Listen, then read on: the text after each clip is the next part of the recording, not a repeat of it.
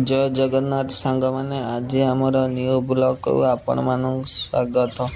ସକାଳୁ ଉଠିଲି, ନିଜର କାମ ସାରିକି ବିଲକୁ ଯିବାକୁ ଲାଗିଲି। କାହିଁକି ନା ଆମ ବିଲ ଆଜି ହଳ ହେବାକୁ ଥିଲା। ଏତେ କାଦୁଅ ଦେଖି ଯିବାକୁ ତ ଇଚ୍ଛା ନଥିଲା, କାହିଁକି ନା ଯିବାକୁ ପଡ଼ିବ। ଏଇ ବିଲରେ ଆମ ଘର ଚଳୁଛି।